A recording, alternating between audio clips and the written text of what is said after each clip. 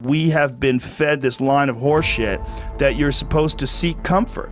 And I don't think you are. I think you're supposed to seek lessons, and you're supposed to seek difficult tasks and accomplishments. And through those things, and through doing things that are hard to do, even if it's just a fucking 90-minute hot yoga class.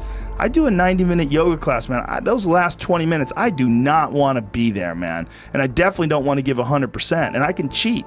I can kind of half-ass it. But if I don't, and I get through it, when that time is up and the lady says namaste and everybody gets up, I'm like, fuck, man, I made it. You know, I lost 15 pounds. My fucking yoga mat is drenched to the point where I could literally wring it out and fill a jug up with water. But through that struggle, I will now have a better day, and I better fucking do it again tomorrow or do something else. Because if I just think, well, tomorrow I'm just going to coast and eat Twinkies and watch TV. Oh, hello, sadness, my old friend. Hello, depression. Because when you're not doing anything, you feel like shit. And that's just a part of being a human being. And we can pretend that we're something other than what we really are. And we can pretend, nah, me, man, I'm just cool, just chilling, doing nothing. Bullshit. You're a fucking human. You're a human being. You evolved from the fucking hundreds of thousands of years of hunters and gatherers and people that were struggling. Those human reward systems are carved deeply into your DNA. And if you don't respect that, if you don't respect the mechanism of happiness and fulfillment and what you really need to do in order to feel satisfied in life, camaraderie, love, family, friendship, struggle, testing yourself, learning, all those things are imperative. They're all a giant part of being a person. When you're around happy, inspirational people that are successful, it makes you feel better and you get inspired. And if you act on that inspiration, your life will be more fulfilled. And it's not just inspirational in terms of financial success, but in terms of doing difficult things, whether it's running 100 miles, it doesn't pay you a goddamn thing other than the wealth of the knowledge that you can push yourself to such an extreme. Or anything else, whether it's someone who becomes really good at playing chess or someone who's really good at martial arts or whatever it is. There's a great feeling in these overcoming these difficult things, because life is never this just constant state of I'm at a 9 all day, and when I'm with my wife I hit 10. Yay! And I stay like that. That's not real. What's real is like you saying that you went to this monastery and felt all this angst about meditating and being alone and not having your phone and not having the input, but then when it comes out of it, then you have this reward. So you push through this, and you had these uncomfortable feelings, and you came out of those uncomfortable feelings with this newfound appreciation for time and this respect for your own existence in your own space and carving out 3 hours for yourself a day. That's where it all comes from. It all comes from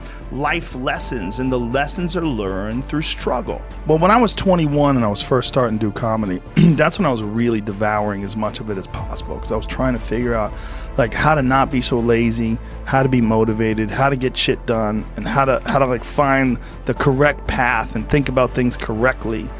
I would follow all this personal power, like you had workshops that you would do, like little like notebooks and shit, fill out, and things to talk about and things to concentrate on. Like if you did do it, it would help you. But really what it's all about is just getting your shit together and moving. Just go do something. Like what you did by taking a job when you would show up at a gig and you'd be working there Tuesday through Sunday and then take a day job and work 9 to 5. That is more hustle and more hustle mindset than anything you're ever going to get out of an Anthony Robbins book. Like that is like just doing it. Just doing it makes you do more. Like do more hard shit makes you do more hard shit. Yeah. Understanding that you want it bad, so you're willing to put into work and do things you don't want to do. It's what makes you have that confidence that you know how to push through, and the mentality that I'm the type of dude to get shit done.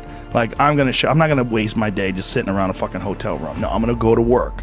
I'm going to work all day. I'm going to drive 5 hours and keep that radio gig, and then drive 5 hours and spend 10 hours of the fucking 24 in a day in a goddamn car to do gigs, just to do gigs, to keep that radio gig. Yeah. Those things are like I had a guy on yesterday, this guy Dan Crenshaw, he's a congressman who's also a Navy SEAL.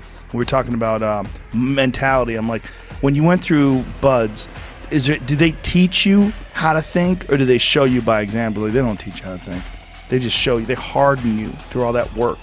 and through all that work, through that insane hell week, all the shit that you have to do when you're going through BUDS training, the 6 months of breaking you down and building you back up, they teach you could do anything just by making you do anything.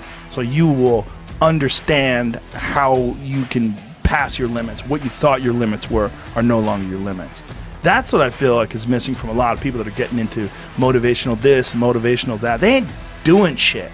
You got to go do something. That's the number one thing. Be the hero of your own movie. If your life was a movie and it started now, forget about whatever financial disasters you've had, personal failures, relationship failures. What would the hero of your life's movie do right now? Do that. Do those things. We define ourselves far too often by our past failures. We look at our past and we say, well, that's me. That's not you. You are this person right now. You're the person who's learned from those failures, and you can choose to be the hero of your own movie right now. Write down your goals. Write down things you want to improve. Write down things you won't tolerate from yourself. Write down things that you've done in the past that you never want to see yourself do again. And go forth from here as the hero of your own movie. Build momentum. Build confidence and momentum with each good decision that you make from here on out. You can do it. Anyone can do it. We live in unique times. We live in one of the rarest times in human history where you can choose almost all the input that comes your way. Whether it's the movies that you watch, the books you read, the podcasts you listen to, you can choose to be inspired. Do that. Do that and be the hero of your own